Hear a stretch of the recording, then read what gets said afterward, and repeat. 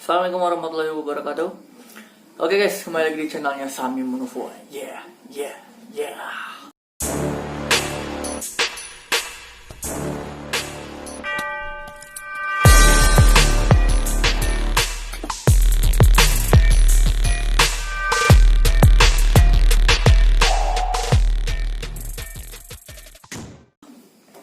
Oke, di video kali ini saya bakalan membahas tentang videonya Mbak Chandra Naya ya. Jadi kali ini aku bakalan membahas tentang ada dua macam yang akan kita bahas kali ini.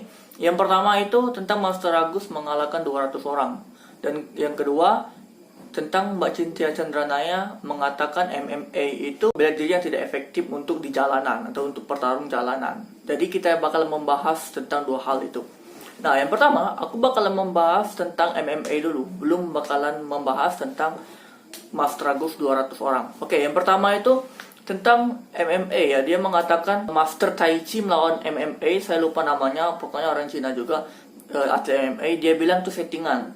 Settingan untuk menaikkan nama MMA. Nah, di sini aku bakalan mengatakan juga ya, bahwa perlu tahu dengan Mbak Chandra Naya, kalau MMA itu mixed martial art ya, mixed martial art. Jadi fair saja kalau Master Tai Chi itu kalah karena dia hanya fokus dengan satu bela diri. Sedangkan MMA dia itu udah mix bela diri. Kita tidak tahu di MMA itu dia belajar apa. Oke lah, dia di MMA itu mungkin ada pelajaran tertentu dari MMA untuk duel satu lawan satu. Tapi kita tidak tahu sebelumnya itu dia itu sudah memiliki bela diri apa. Kelebihannya itu bela diri apa, kita tidak tahu kan. Dari Master MMA dia tidak belajar MMA saja, ada dari Jiu-Jitsu, ada yang dari pencaksilat, ada yang dari ya banyak macam lah ya, ada yang dari boxing, ada juga yang dari Muay Thai juga. Jadi sudah banyak bela diri yang bercampur di sana, mencampurkan semua bela diri yang berada di MMA untuk duel. Tapi faktor MMA itu tidak bakalan hanya mempelajari untuk satu lawan satu saja di pertandingan. Oke lah, mereka mau pelajari latihan untuk mereka bertanding. Tapi di luar sana pasti mereka sudah memikirkan jurus-jurus atau sesuatu hal mereka seperti apa cara mereka bertarung jalanan. Karena mereka memiliki kelebihan lain juga di luar dari MMA. Sepertinya mereka mempunyai pencak silat. Pencak silat otomatis mereka sudah memiliki jurus-jurus tertentu kan untuk melawan orang ramai gitu. Nah, jadi kalau Master Tai Chi itu cuma satu bela diri, satu aliran. Dan MMA itu udah mixed martial art. Udah beberapa bela diri digabungkan dengan mereka dan akhirnya jadi satu sehingga jadilah mixed martial art atau MMA. Nah, di sini kita bakal membahas lagi Mbak Chandra Naya itu memang bagus ya. Dengan kegigihan dia berlatih, kepukulannya yang kuat, memang dia itu memang faktor praktisi yang memang bagus ya, memang benar-benar bagus ya. Dengan keahliannya, dengan video-videonya di YouTube itu memang bagus. Tapi tolong jaga pembicaraan gitu kan. Kita tidak tahu orang MMA itu seperti apa. Kita tidak tahu orang itu yang kita bilang itu atau faktor-faktor MMA itu mempunyai kelebihan-kelebihan yang lain. Kita tidak tahu. Nah, di sini aku ingin membicarakan bahwa sesuatu hal yang harus kita bicarakan itu harus kita pikirkan dengan jernih. Karena kenapa? Kalau kita asal bicara, kita tidak tahu kemampuan orang itu batas mana. Jangan pernah mengukur kemampuan seseorang. Jangan pernah mengukur kemampuan sesuatu organisasi. Jangan pernah mengukur itu. Jangan pernah bilang sesuatu organisasi itu lebih rendah dari organisasi kita. Jangan pernah, karena kita tidak tahu kelebihannya itu seperti apa.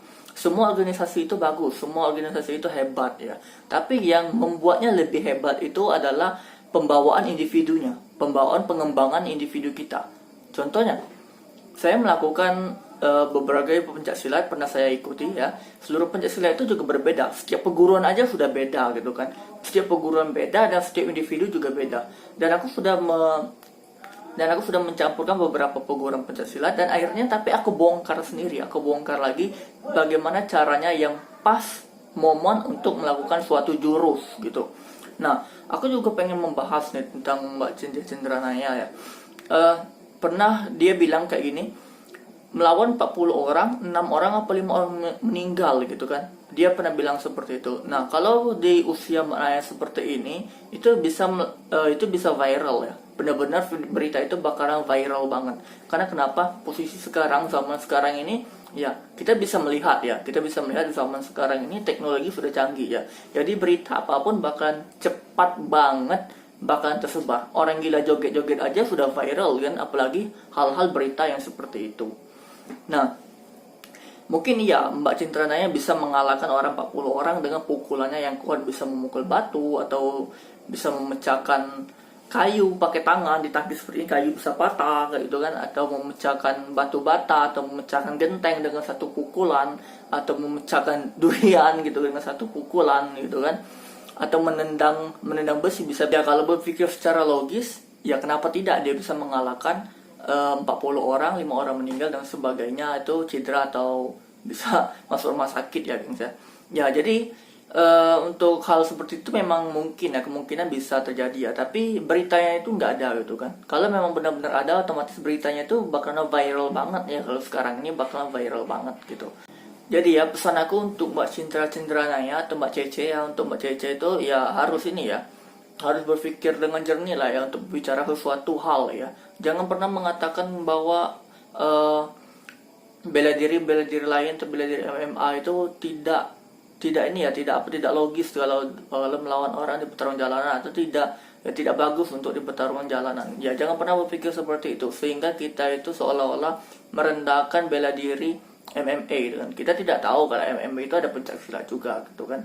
Saya juga pencak silat loh. Saya tidak pernah merendahkan MMA. Bahkan saya pun pernah berpikir pengen masuk ke dunia MMA gitu kan. Tapi saya juga pernah berpikir gitu kan, kalau MMA itu orang sudah mix martial art, otomatis mereka itu pendekar yang benar-benar bagus gitu kan, pilihan dari organisasi mereka gitu kan.